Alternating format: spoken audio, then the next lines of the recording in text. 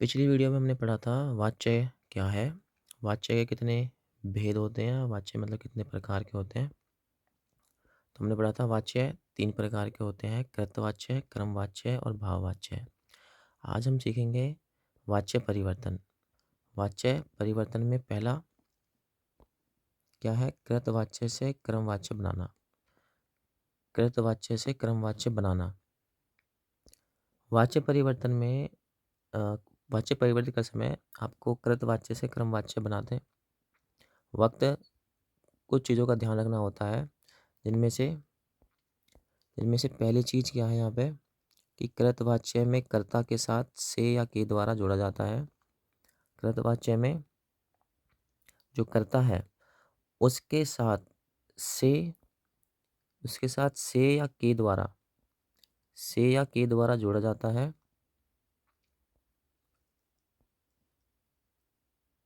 यदि कर्म के साथ कोई विभक्ति लगी हो तो उसे हटा दी जाती है। मतलब कर्म जो है, मतलब जिसपे कर्ता या क्रिया के फल का जो भी प्रभाव पड़े, जो फल पड़ता है उसे कर्म कहा जाता था।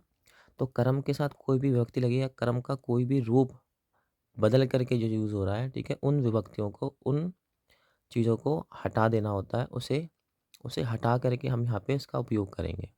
कर्म के साथ कोई भी विभक्ति लगी हुई है, उस विभक्ति को हटा करके कर्म के अ, साधारण रूप को हमें उपयोग करना है वाक्य में।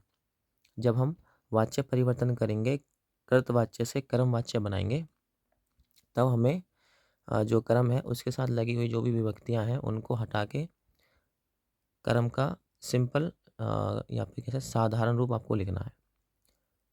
और इसके साथ तीसरा कि क्रिया में ए या जोड़ दिया जाता है। इसके बाद धातु का क्रम लिंग वचन काल पुरुष के अनुसार प्रयोग किया जाता है। अब जो अ, धातु का जो क्रम है उसका लिंग वचन या पुरुष के अनुसार उसका उसमें उपयोग होगा। उदाहरण के लिए यहाँ पे जैसे कह रखा है वाक्य में, पहला अमर आम खा रहा है। अमर आम खा रहा है। इसमें अमर क्या है? अमर है कर्ता। आम क्या है यहाँ पे? कर्म। और खा रहा है, ये क्या है? उसकी क्रिया। क्या है? उसकी क्रिया। तो कृतवाच्य कृतवाच्य से हमें कर्मवाच्य पे जाना है। तो क्या बोला गया था कि कर्ता के साथ से या के द्वारा लगाना है। तो अमर द्वारा, आगे क्या बनाया यहाँ पे? अमर द्वारा आम खाया जा रहा है। और साथ में यहाँ बोला था नीचे की क्रिया में ए या जोड़ना है। तो किन बातों का? कर्ता के साथ क्या लगाना हमें? से या के द्वारा, से या के द्वारा जोड़ना है। और क्रिया क्रिया में ए या दोनों में से कोई एक चीज़ जोड़ देनी है। और अगर कर्म के साथ कोई भी विभक्ति लगी हुई है, उस विभक्ति को हटा करके वाक्य में उसका उपयोग करना है। इन बातों का ध्यान रखना है। तो उदाहरण में क्या बताया? अमर आम खा रहा है। तो अमर क्या है यहाँ पे? कर्ता। और कर्ता में क्या लगाना था हमें? से या के द्वारा।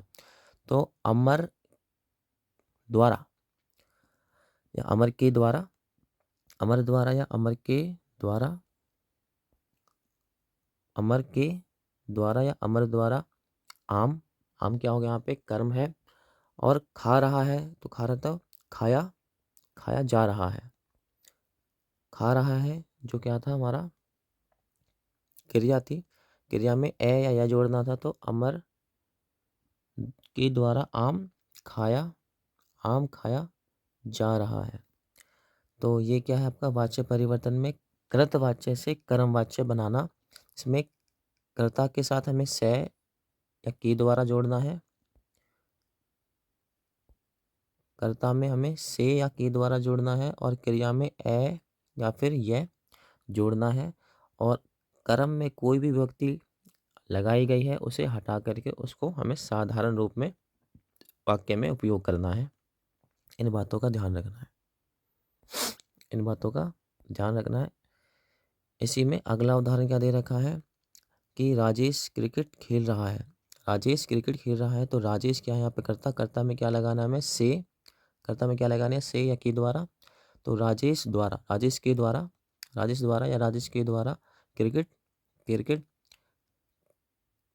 यहाँ पे खेल रहा है क्या बन जाएगा, खेला जा रहा है। खेला ए या जोड़ना है तो खेला जा रहा है। राजेश, राजेश द्वारा या राजेश के द्वारा क्रिकेट खेला जा रहा है।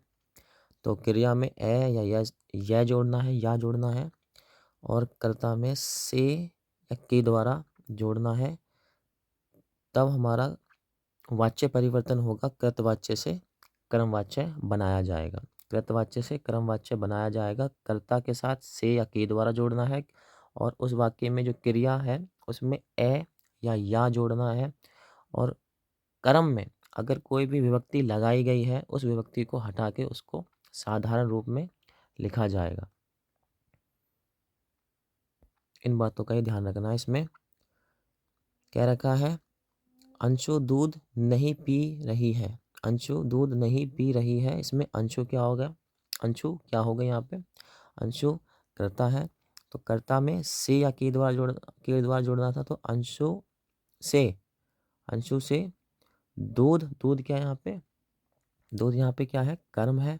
तो कर्म में कोई भी विभक्ति थी, विभक्ति का मतलब ये होता है कि जो भी उसमें कोई भी बदलाव है उसके मूल रूप में, मूल शब्द में अगर कुछ भी बदलाव है उसको विभक्ति कहते हैं। तो उनको हटा करके उसका मूल रूप ही लिखना है, उसका मूल रूप ही लिखना है। तो यहाँ पे दूध का मूल रूप दूध ही होता है, ठीक है। तो कर्म को उसके मूल रूप में ही लिखना है। तो अंशु से दूध नहीं, उसके बाद जो क्रिया है पी रही है तो पिया जा रहा है, पिया जा रहा है, क्योंकि क्रिया में ए या यह को जोड़ के लिखना होता है। क्रिया में ए या यह को जोड़ के, तो कर्म के साथ से या के द्वारा लगाना है।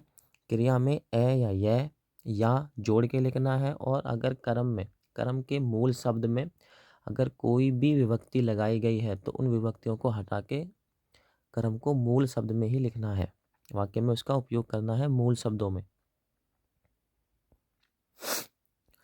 इसी से आगे कह रखा है दिनेश गेंद खेलता है। तो दिनेश क्या है करता, तो दिनेश से या के द्वारा लगाना है।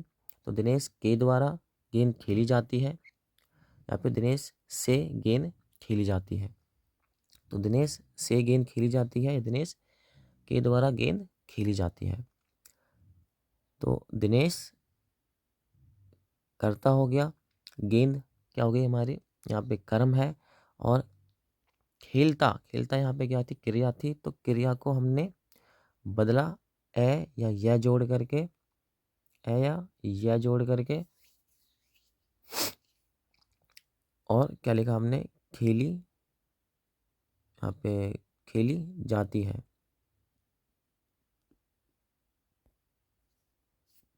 इसी के साथ